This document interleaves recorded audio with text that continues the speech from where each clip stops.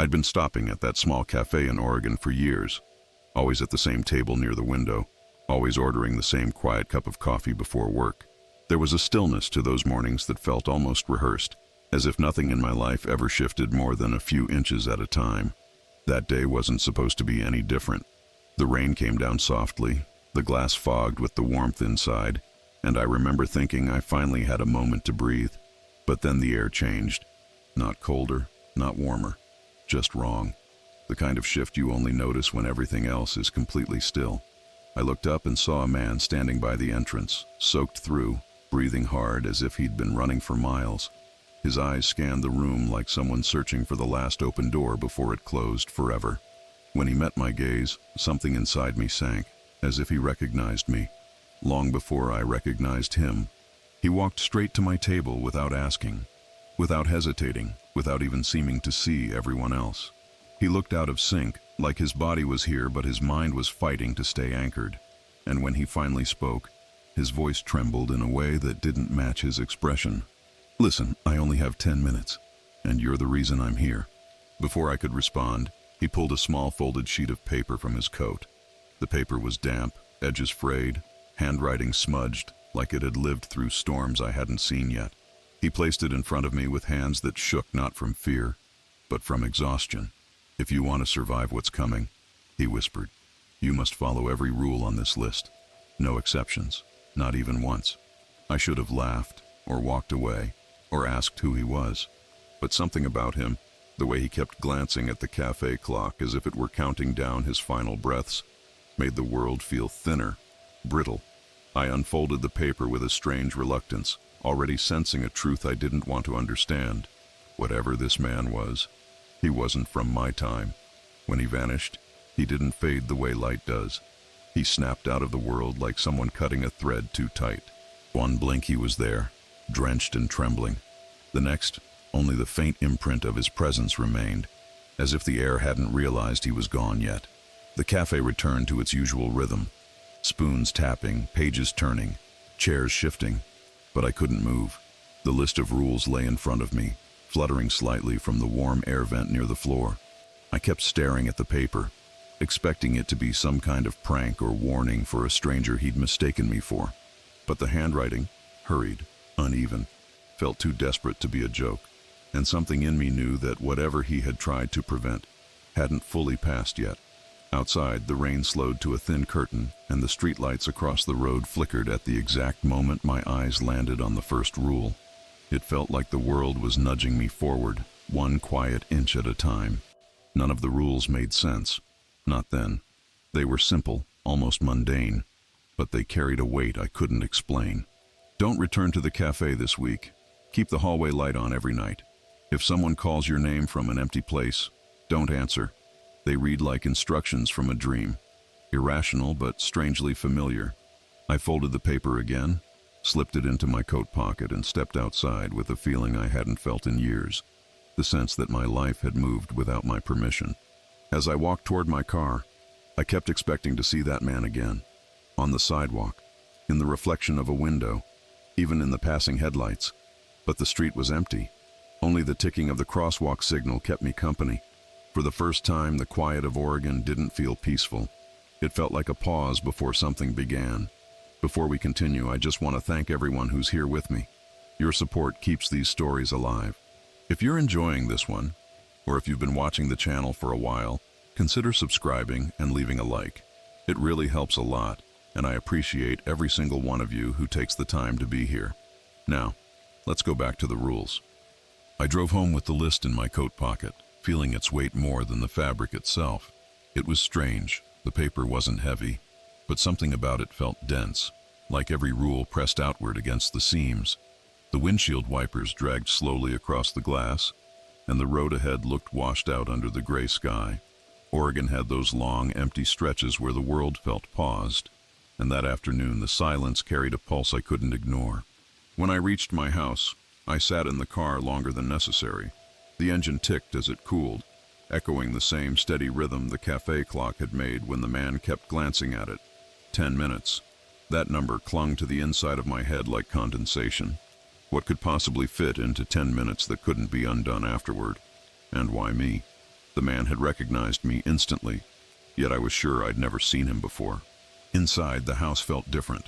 Not wrong, not threatening, just shifted, as if the air had moved half a step ahead of me. I hung my coat, made some tea, and finally unfolded the paper again. The ink had bled slightly from the rain, but the words were still clear. Rule 1. Do not return to the cafe this week. Rule 2. Keep the hallway light on every night. Rule 3. If someone calls your name from an empty place, do not answer. Rule 4. Avoid the old bridge after sunset. Rule 5. Do not trust any version of yourself you did not witness arriving. I read them twice, then a third time. My heartbeat climbed without my permission. The last rule unsettled me most, not because it was impossible, but because a small, uncomfortable part of me believed it. I didn't know why. I placed the list flat on the table, smoothing out its wrinkles. The house creaked softly as it settled, the same way it had on every quiet afternoon.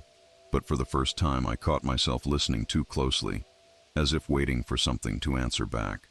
Outside, the sky dimmed. A faint hum came from the hallway bulb, the old one I kept meaning to replace. I hesitated, then switched it on. I didn't know it then, but that single choice would save my life before the night was over. I kept the list on the kitchen table while I moved through the house, trying to settle into some version of normal. I washed a cup, checked my phone, opened the blinds a little, small motions meant to anchor me. But every time I looked up, my eyes drifted back to the hallway light. The weak glow stretched across the floorboards like a thin ribbon, steady but fragile. The man's voice kept echoing, "If you want to survive what's coming." I carried my tea to the living room and sat down on the old couch. The cushions sank in that familiar, tired way, but even the comfort of routine couldn't fully reach me. I kept replaying the moment he arrived. The soaked clothes, the trembling hands, the desperate focus in his gaze. He didn't look dangerous. He looked broken by something he knew I couldn't understand yet. When I finally reached for my phone again, I noticed the time. 5:17 p.m. Nothing special about it, except that it hadn't moved as much as I thought. I had only been home for 20 minutes, but it felt like an hour. Time didn't seem to flow normally. It felt stretched, like everything was suspended between two breaths that never fully came. Outside, the rain picked up again. The drops hit the windows in uneven patterns, and for a moment, just a moment, I thought I heard someone say my name. Soft, almost fading into the storm. My body stiffened before my mind could argue with it. I didn't move. I didn't answer. I just listened, the way you listen when you're trying to decide whether a sound belongs to the real world or your imagination. After a long, quiet minute, the sound passed, or maybe it had never been there at all. Either way, I found myself walking back to the kitchen to check the list again. Rule 3. If someone calls your name from an empty place, do not answer. The ink looked darker than before, as if the paper itself was reminding me. I folded it carefully and put it in my pocket, unable to leave it out of reach. I didn't want to believe any of this, but the more I tried to dismiss the rules, the heavier they felt, like I was already living inside the consequence they were trying to prevent. That was when the hallway light flickered for the first time. The hallway light flickered once. Soft, almost hesitant. I stared at it from the living room doorway, holding my breath without meaning to. For years that bulb had been stubbornly reliable, humming faintly but never failing. Now its glow pulsed like a heartbeat out of rhythm. I stepped closer, not sure what I expected to see, but feeling an unease that pressed lightly against my ribs. As I approached, the light steadied again. Smooth, constant, ordinary. I let out a slow breath and leaned a shoulder against the wall. Maybe the bulb really was dying. Maybe the storm was messing with the power lines. I told myself this twice, then a third time, but the excuses felt thin. The air was too still, too expectant, like a room waiting for someone to say something important. I reached for the switch, hesitated, and pulled my hand back. Rule 2. Keep the hallway light on every night, not just on, not optional. A command written by someone who looked at me like he had already watched me ignore it before. I retreated a few steps and sat on the bottom stair, listening to the house settle. The rain softened, turning into a steady whisper along the roof. And then faintly, from the quietest corner of the yard, I heard that sound again. My name. This time clearer, closer. I didn't move. My pulse hammered in my ears. but my body stayed locked in place, as if the rules had reached out and taken hold of me. The voice sounded like mine. Not exactly, but close enough that my skin tightened. It came from outside, near the side door I rarely used. For a moment, I considered opening it, just to prove there was no one there, just to reclaim some sense of control. But the echo of the traveler's urgency, the way his eyes kept darting toward the clock as if every second mattered, rose inside me like a warning. I stayed where I was. The voice didn't repeat. The house returned to silence, except for the hum of the hallway bulb. When I finally stood, my legs felt heavier, as if I'd been bracing against something unseen. I walked back toward the kitchen, intending to distract myself, but as I rounded the corner, I froze. The list of rules, folded neatly in my pocket, was now sitting open on the table. The list should have been in my pocket. I remembered the exact feeling of the paper pressed against the fabric, the uneven edges brushing my fingertips when I shifted on the couch. Yet there it was on the kitchen table, opened, flattened, waiting like it had something more to say. The room felt colder around it, though the thermostat hadn't changed. I approached slowly, the way you approach an animal you aren't sure will bite. The handwriting looked even more distorted than before, as if the ink itself had shifted, stretching into shapes that tried to resemble letters. I touched the corner of the page. It was warm, not from the room, warmer than my hand. I swallowed hard. Maybe I'd forgotten taking it out. Maybe stress was messing with my memory. I tried to feel comfort in that explanation, but it didn't hold. The placement was too precise, the fold too neat, and the man's last words echoed in my mind like something spoken in a dream I wished I could wake from. You must follow every rule, no exceptions. I slid the page toward me and sat down. The hallway light hummed in the background, steady but strained. I traced the lines of the rules again, one by one, searching for something I had missed earlier. The fifth rule, especially, tugged at me with a quiet, unsettling gravity. Rule 5. Do not trust any version of yourself you did not witness arriving. It didn't just imply something impossible. It implied something common enough to require a rule. A faint tapping broke the silence. I lifted my head. Another tap, soft, careful, coming from the back door. My pulse tightened. I pushed the chair back slowly, letting its wooden legs drag across the floor. The tapping came again. 3 knocks this time, spaced evenly, like someone rehearsing a pattern.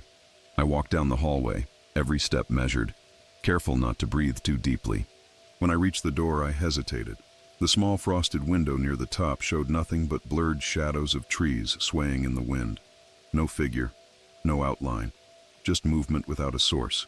Then, through the glass, I heard my voice. Let me in. It wasn't loud. It wasn't threatening. It sounded exactly like me. Same tone, same cadence, but hollow, as if the words hadn't traveled through air, only memory. I stepped back. The paper in my hand trembled slightly. Come on, the voice said again. It's cold out here. It didn't knock this time. It didn't call my name. Just waited. I wanted to speak, to ask who or what stood behind that door. But Rule 5 struck like a nail through the center of my thoughts. Do not trust any version of yourself you did not witness arriving. The house felt impossibly small. The hallway light flickered once, then steadied again, brighter than before, as if pushing the darkness further from me. I didn't open the door. I didn't answer. I just backed away slowly, clutching the rule list like it was the only anchor I had left. I didn't realize I had backed all the way into the living room until my heel hit the edge of the rug. The house was silent again, too silent, the kind that settles in after something decides to stop pretending it wants to be heard. I waited, listening for footsteps, another knock, the imitation of my own voice. But nothing followed. It was as if whatever had stood outside the door had simply dissolved into the air when I refused to play along. I forced myself to breathe slowly, in through the nose, out through the mouth, the way you do when you're trying to keep your thoughts from unraveling. I turned the list of rules over in my hands, searching for meaning in the smudges and creases. The edges curled inward, almost like the paper was recoiling from the world.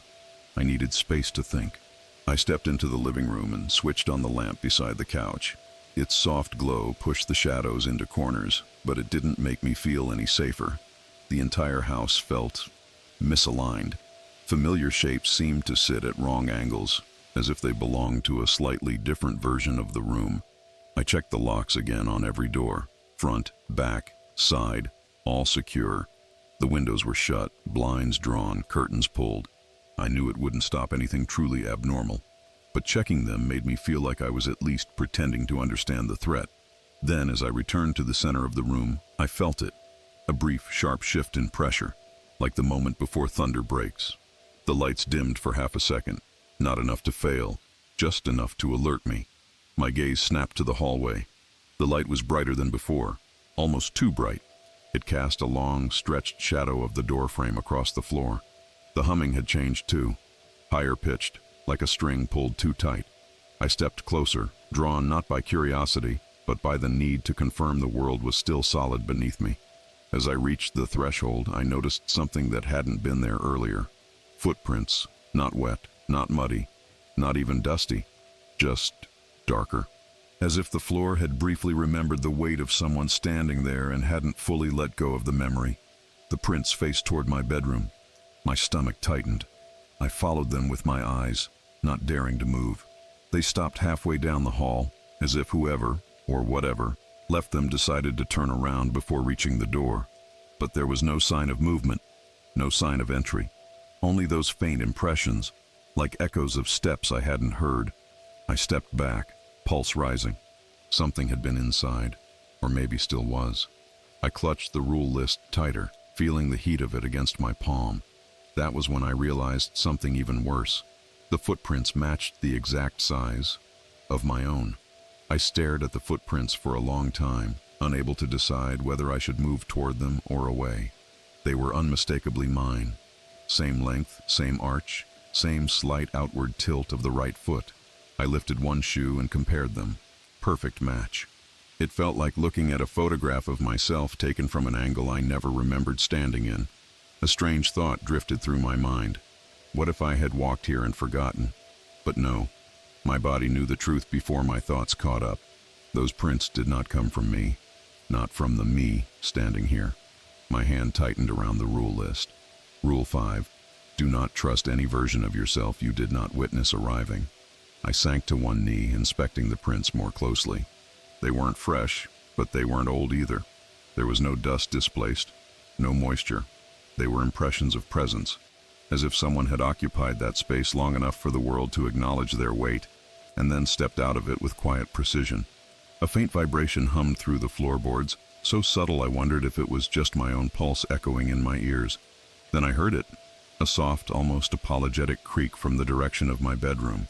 I rose slowly. Hello? The word slipped out before I could stop it, carried by habit rather than intention. Silence followed, heavy, expectant, the kind of silence that feels like it has turned its head to listen. I took a single step toward the end of the hallway, then stopped when I noticed the air changing. The warm glow from the hallway bulb stretched too far, casting an elongated version of my silhouette on the wall, longer than it should have been, as if the light couldn't quite decide where my edges ended. Another creak came from the bedroom, not loud, not hostile, but it was enough. I backed away until my shoulders touched the living room doorway. My heartbeat drifted into that slow, thick rhythm that comes right before a decision. And then, something unexpected happened. The hallway light dimmed, and the footprint at the end of the trail softened, fading gradually, like steam evaporating from a cold window. One by one, each impression lifted itself from the floor, the darkness receding until nothing remained but the smooth, undisturbed wood. The hallway brightened again. The house returned to quiet. If I hadn't seen it, I would have doubted any of it happened. But the rule list pulsed with a faint warmth in my hand, as if acknowledging the danger I had narrowly avoided. I didn't go to the bedroom. I didn't check the closets. I didn't look for explanations. I just stood there, breathing carefully, understanding something I hadn't grasped earlier. Following the rules wasn't about avoiding danger. It was about avoiding myself, or the version of me that didn't belong here. I barely slept that night, not because of the noises or the footprints or even the voice outside the door, but because every time I closed my eyes, I saw the time traveler's face again. Not the fear in it, not the urgency, but the recognition. The way he looked at me as if he already knew how I would react to everything that had happened since he left. By morning, the sky outside was a pale gray sheet, the kind that blurred the horizon line into nothing. I stood in the kitchen with a cup of coffee I didn't want, staring at the rule list. The paper had dried overnight, but the ink seemed sharper than before, as though the words had settled into their final shape. I read the rules aloud, just to hear how they sounded in my own voice, one by one, slowly, carefully. When I reached Rule 5, something in the house seemed to shift, a subtle tightening of the air, as if the walls were listening. I folded the list and slid it into my pocket, determined not to leave it behind again. It felt wrong to do anything without it, almost like stepping outside without a key. As I paced through the living room, I realized how small the house felt now. Every doorway seemed too narrow, every window too reflective, every corner too aware of me. A sudden urge washed over me. I needed to leave, not to escape, but to breathe somewhere the rules didn't press against the walls. I grabbed my jacket and stepped outside, locking the door with a deliberate click. The morning air carried that cold metallic smell that comes after heavy rain, different from the night before but still unsettled. The neighborhood was quiet, strangely quiet. A stillness hung between the houses, as though the world hadn't fully woken up, or as if something had paused it. I walked slowly down the driveway, then stopped halfway to the street. There was a figure standing across the road. Not close, not far, just far enough that I couldn't make out the face. But the posture, the angle of the shoulders, the tilt of the head, it froze me instantly. It looked like me. Same build, same stance, same coat, but the hands were wrong. They hung stiffly at the sides, fingers slightly curled inward, like they didn't fully understand what hands were supposed to do. I felt a cold rush move up my spine. I didn't call out. I didn't wave. I didn't move. I just stood there, locked in place, breathing carefully through the panic crawling up my throat. The figure didn't step closer. It didn't gesture. It simply watched me. Then, as a car passed between us, just a split second of blocked view, the figure vanished, cleanly, completely, as if it had been erased rather than walked away. My hand went straight to my pocket, fingers closing around the rule list. I understood now why Rule 5 existed, and why the traveler had only 10 minutes to warn me. I stayed frozen long after the figure disappeared, staring at the empty spot across the road as if the shape of it might return. My breath fogged lightly in the morning air, each exhale feeling heavier than the last. Eventually, I forced myself to move, lowering my gaze and stepping off the driveway. The street looked normal again, birds perched on wires.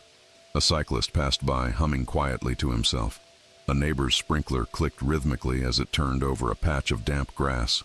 But everything felt like it existed half a second behind the present, as if I had stepped into a version of the world that wasn't perfectly aligned with itself. I walked without knowing where I was going. My feet followed the sidewalk while my mind replayed the stance, the posture, the way the figure's presence bent the air around it. It wasn't like seeing a ghost or an illusion or something imagined. It felt manufactured, as if whatever that thing was had learned how to be me, but not how to move like me. Every time I blinked, I saw its hands again, curled inward, tense, almost trembling. Halfway down the block, I slipped my hand into my pocket and touched the list just to reassure myself it was still there. The warmth of it pulsed faintly against my fingertips. A reminder, a tether, maybe even a warning. I checked the time on my phone, 10:11 a.m. I had left the house less than 15 minutes ago, but it felt like an hour had passed. Time kept stretching and snapping back, as if it couldn't decide on a shape. A wind picked up suddenly, carrying the scent of wet pavement and pine. The trees lining the street rustled all at once. Every leaf, every branch, like a single exhale from something enormous. The hairs on my arms rose. I slowed my walk, feeling like I was being watched. Then I realized I was, not by someone on the street, by my reflection. In a parked car window to my right, the reflection of my body shifted half a second after I moved. My real arm swung naturally. The reflection lagged, delayed, as if reacting instead of mirroring. I stepped closer to the car, slowly, heart pounding in the hollow of my chest. My reflection straightened when I did, but the timing was wrong, off by a beat, watching me rather than copying me. My throat tightened. The reflection tilted its head, just slightly, in a way I didn't. I stumbled back, almost tripping on the curb, and the car's window immediately returned to showing only the empty interior and the trees behind me, as if nothing unnatural had ever happened. I forced myself to keep walking, not trusting my own eyes anymore. The traveler's words echoed in my mind, clearer than they had even been in the cafe. You're not safe when you're alone with yourself. I understood now. This wasn't about danger coming from the outside world. It was about the versions of me that didn't belong in it. I didn't go back home right away. I couldn't. Every instinct in me said the house wasn't just unsafe, it was unstable. Like stepping back inside would place me too close to whatever versions of myself were beginning to bleed through the edges of time. So instead, I kept walking, letting my feet guide me down familiar streets that suddenly felt stretched thin, as though the world were quietly rearranging itself behind my back. I passed the old convenience store on the corner, the one with the fading mural of pine trees and rivers painted across its brick wall. For a moment, the mural looked wrong. The trees seemed taller, the river angled differently. Then I blinked, and everything was normal again, or I forced myself to believe it was. The rule list felt hot in my pocket, almost burning. I stepped into a small park near the end of the street. It was empty except for a single bench under a cedar tree. The air held that sharp scent of the forest after rain, crisp and grounding. I sat down, trying to breathe slowly, trying to anchor myself, trying to remember that I was still here. The real here, whatever that meant now. My phone buzzed in my hand. I almost dropped it. The screen showed a missed call. No number. Just the word, unknown. For half a second I thought about calling back. Habit, curiosity, fear. But then I remembered Rule 3. If someone calls your name from an empty place, do not answer. Was a phone considered an empty place? Did the rule apply to voices that traveled through wires, or whatever signals carried calls now? The ambiguity tightened my chest. Every rule seemed to grow sharper the more I tried to interpret it, as if they weren't suggestions but survival instructions from someone who had watched every possible wrong outcome. My phone buzzed again, a voicemail this time. My hands shook as I pressed play, holding the phone slightly away from my ear like it might bite. "Hey," a voice said softly. My voice, but younger, quieter, almost tired. It didn't sound like a recording. It sounded like someone speaking into the phone live, breath trembling between words. "I'm close. Don't leave the park yet." I froze. A rustling sound followed. Not static, but movement. Footsteps on grass. The faint shift of wind against fabric. Then a soft exhale. "I'm trying to get ahead of things," the voice whispered. "Just stay where you are. I don't want you to disappear again." The message ended. My thumb hovered above the screen, refusing to tap anything. Disappear again? My heart raced. My breath turned shallow. And then, from the far side of the park, I saw a movement. A figure stepping between the cedar trees. Same height, same shoulders, same walk. But something was off. The figure held my phone in its hand. My phone. The same model, same case, same crack on the corner. It wasn't a reflection this time.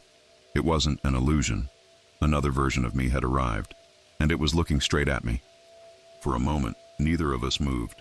The park felt suspended, like the air had turned thick enough to hold sound still. The other me, the version stepping out from between the cedar trees, didn't look hostile, didn't look confused. He looked certain, as if he had rehearsed this exact moment 100 times in places I would never know. He walked toward me at a slow, deliberate pace, holding the phone gently at his side. The same crack in the corner, the same smudge on the screen. Every detail matched. I felt an urge to stand, to run, to demand answers. But Rule 5 pulsed through my mind like a heartbeat. Do not trust any version of yourself you did not witness arriving. I didn't witness his arrival, and yet, my body recognized him with painful clarity. Something deep inside me leaned toward him, like muscle memory from a life I hadn't lived yet. He stopped a few feet away, just outside the shadow of the cedar. "You shouldn't be alone right now," he said. His voice was mine, but older, not in age but in weight, like someone who had carried years of consequences I hadn't met yet. "I know you're scared," he continued, "but running isn't helping. I'm trying to fix this." His tone was steady, But something in the way he held my phone made my stomach twist. His fingers pressed into the case too tightly, like it grounded him. A tether or a reminder. I swallowed. "What do you want?" I managed to say. His eyes softened, almost relieved I had spoken at all. "To keep you from disappearing," he said. "Like the last time." The last time. The words hit me with the force of a missing memory. I didn't understand them, but they didn't feel wrong either. They felt misplaced, like a book put back on the wrong shelf. "I don't know what you mean," I said quietly. He stepped closer. Too close. "Not yet, but you will." Something flickered behind him, a shimmer in the air like heat rising from asphalt. The edges of his shape wavered for a split second, as though the world hesitated to hold him. Then he extended the phone toward me, palm open. "An offering. Take it," he said. "You're going to need this." My breath stopped halfway in my chest, because the phone he held, the one that looked exactly like mine, lit up suddenly with a message notification from a contact saved as me, original. The screen glowed in the dim light beneath the cedar branches.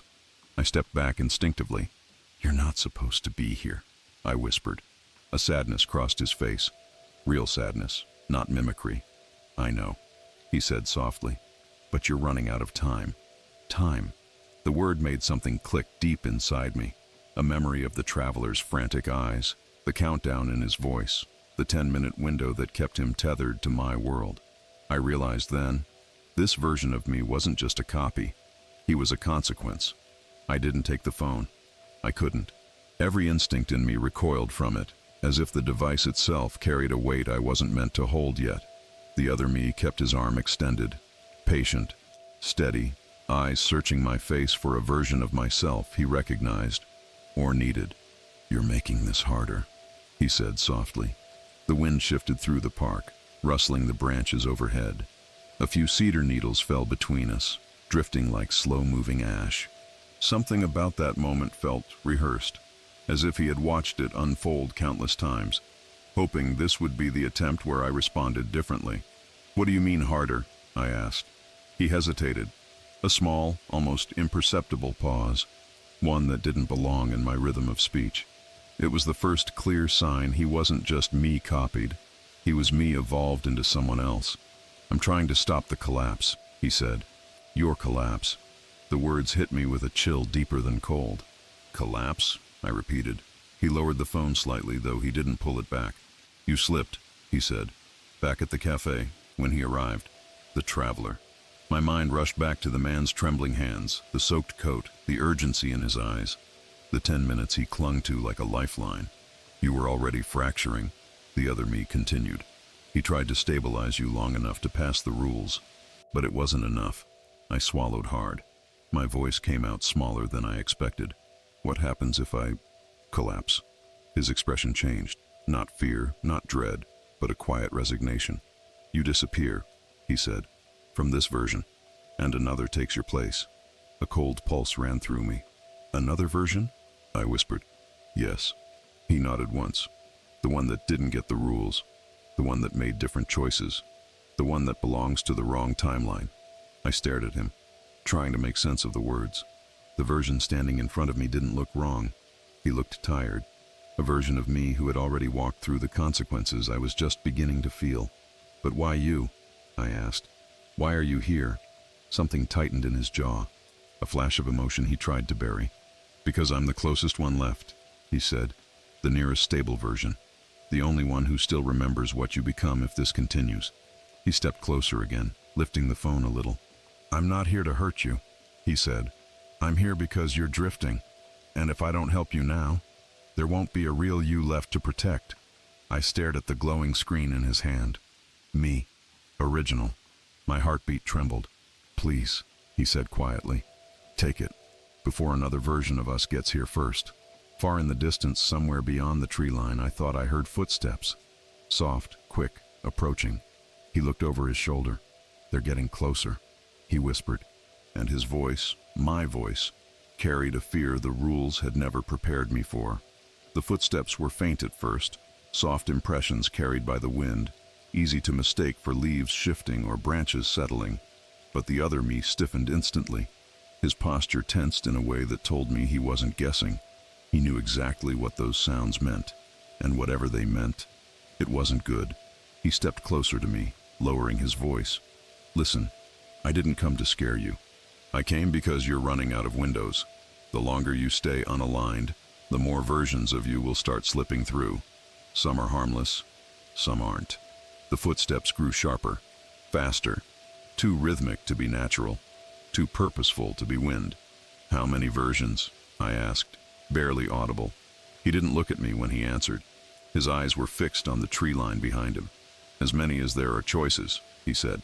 As many times as you could have turned left instead of right. As many moments as you regret. Every branch of your life produces another you. Most of them never touch this timeline. But once the fracture starts, he finally met my eyes. They try to come home. A cold wave rolled through my chest. Why? I whispered. Because they think this is their life, and they'll try to take the place that feels closest to their original path. The footsteps stopped. Silence swept through the park. Not soft, not peaceful, but heavy, like a breath held by the world itself. The other me took a step backward, positioning himself slightly between me and the trees. They're here, he muttered. I scanned the shadows. At first I saw nothing. Then, a shape detached itself from the dim light between the cedars. Another figure, another silhouette, same height, same frame. But something about the way it moved was wrong. Jittery, like each movement began a fraction too soon or ended a fraction too late. The other me whispered, "Don't look directly at them. It encourages overlap." I stared at the ground, heart pounding. "What do they want?" "To survive," he said simply. "Same as you." The second figure stepped closer. I could hear its breathing now, shallow, unsteady, like someone imitating the act but not understanding it fully. The other me shifted his stance, not aggressive, but bracing. "You need to leave," he said to me. "Not run, just walk. Walk steady, don't show fear, don't turn around until you reach the street." "What about you?" I asked. He exhaled, a weary sound full of memories I hadn't earned yet. "I'll hold this one off. You're still the anchor. Protect the version of you that stays aligned." The second figure let out a small, fractured sound, almost a whisper, almost a plea. The other me pushed the phone into my hand, closing my fingers around it. The screen was still glowing with the contact name. Me. Original. "Go," he said. "Now." I swallowed hard, stepped back, and forced myself to walk, not run, as the second version of me stepped from the trees, and the version protecting me stepped forward to meet him. I didn't run. Every muscle begged me to, but I followed his instructions exactly. Steady steps, eyes forward, no sudden movements. The park felt distorted behind me, like a dream unraveling at the edges.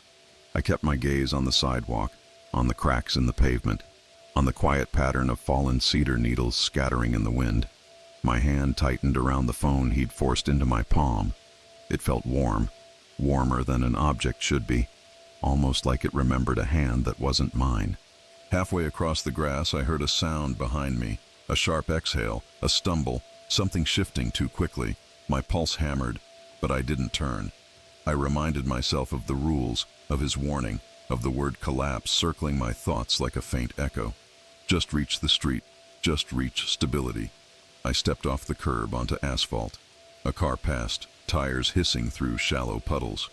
The noise grounded me, pulled me back toward the world I recognized, the one still holding itself together. Only then did I dare look back. The park lay impossibly still. The cedar branches hung motionless, as if the air inside the trees had turned solid. The two versions of me were gone, both of them. Not a figure, not a shadow, not even the lingering shape of footsteps in the wet grass. The space looked untouched but emptier than before, as if something important had been removed from it. I lifted the phone slowly. The screen lit up, battery 100%, time 11:04 a.m., no weather, no notifications, only one contact, me, original. I opened the message thread with shaky fingers. There were no texts, no history, just an empty chat window waiting for a beginning. A chill ran through me, a sense that the phone wasn't an object but a doorway. Something meant to connect versions of me across the fracture, something the traveler hadn't had time to explain, something that existed only once, in one timeline, handed down at the last possible moment. The wind shifted again. A cold gust pushed through the street, and with it came a faint ringing. Soft, distant, like a phone vibrating inside a memory. I checked the device reflexively, but it was silent in my hand. The ringing wasn't coming from the phone, it was coming from the house. My chest tightened. The sound pulsed from inside. Steady, rhythmic, impossibly familiar. Not the tone of my current phone, but one I used to have years ago. A model long gone, replaced, discarded. Yet I recognized it immediately. The ringing continued, and didn't stop. Rule 3 flashed in my head. If someone calls your name from an empty place, do not answer. But this wasn't a voice. This was a ringing phone, from a version of my life that shouldn't have existed anymore. I took one hesitant step toward the house. The ringing grew louder, not distorted, not broken, just patient, as if whoever was calling knew exactly when I would listen. I stood at the edge of my driveway, the ringing spilling through the walls of the house like light leaking from under a door. It wasn't loud, it wasn't meant to be, but it reached me in a way no ordinary sound ever had. Each ring carried a quiet insistence, a familiarity that touched the back of my mind like a finger tracing an old scar. I shouldn't go inside. Every instinct told me that. But the ringing pulled at me with a gravity I couldn't fully resist. I stepped closer, each footfall on the wet pavement sounding too soft, too deliberate. When I reached the front door, I hesitated with my hand hovering above the handle. The house felt different again. Not hostile, not welcoming, just occupied. By what, or by which version, I didn't know. The ringing continued, steady and patient. I pushed the door open. The sound grew clearer, echoing faintly from down the hallway where the light still hummed, glowing weakly like a tired sentinel. The flicker in the bulb steadied the moment I crossed the threshold, as if acknowledging my return. The ringing came from my bedroom. Of course it did. My feet carried me forward, even while my mind urged me to stop. The rule list burned against my thigh. I resisted the urge to look at it, afraid the words might change again, or worse, disappear. I paused at the bedroom doorway. The ringing phone sat on my desk, a device I hadn't owned in years. The old black phone with the cracked back cover, the one I dropped in a parking lot during a winter storm. I had thrown it away. I remembered tossing it into a drawer for months before finally getting rid of it. And yet here it was, pristine for a moment, then flickering softly, the way unstable objects do in dreams. The screen lit up with each ring. No caller ID, just a name. Unknown me. My breath faltered. I reached into my pocket, clutching the newer phone the other version had given me. Its screen lit up too, only this time I didn't unlock it. I simply held it. A lifeline connecting me to something stable. A version trying to keep me in place. The old phone stopped ringing. The silence that followed wasn't empty. It hummed like the hallway bulb, a vibration that seemed to settle into my bones. Then the screen lit up again. One final time. A message appeared. Rule 0. Do not let them answer before you do. The words burned on the screen for only a second before dissolving, replaced by static that crawled across the display like frost. Rule 0. A rule the traveler never had time to give me. A rule meant for the moment happening right now. Behind me, somewhere in the hallway, the floorboards creaked. Slow, deliberate, familiar. As if another version of me had just stepped inside the house. And this time, it knew exactly where I was. I didn't turn around. Turning around felt like the one mistake every version of me had probably made before. The creak behind me wasn't loud, just a shift of weight on aging floorboards, but it carried a familiarity that unsettled me more deeply than any voice or reflection ever had.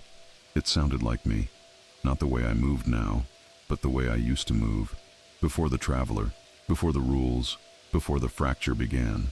I kept my eyes fixed on the old phone glowing faintly on the desk. The static on the screen pulsed in irregular waves like a heartbeat struggling to sync with something. My other hand clutched the newer phone, the one I'd been given, and its warmth seeped slowly into my palm, grounding me in the present. Another creak. Closer. My throat tightened. The message flashed again in my mind. Rule 0. Do not let them answer before you do. Every version of me that slipped through the cracks wanted something. A life, a timeline, a position that felt lost to them. And if one of them reached the phone before I did, my hand hovered above the old device, 1 inch away, Too close. Too dangerous. Don't. A voice whispered behind me. Not a command. Not a threat. A plea. I closed my eyes for half a breath. The voice sounded almost exactly like mine, but there was a tone beneath it, a strain I had never heard in myself. Something fraying. Something unraveling. It's not yours. The voice continued. It wasn't meant for you.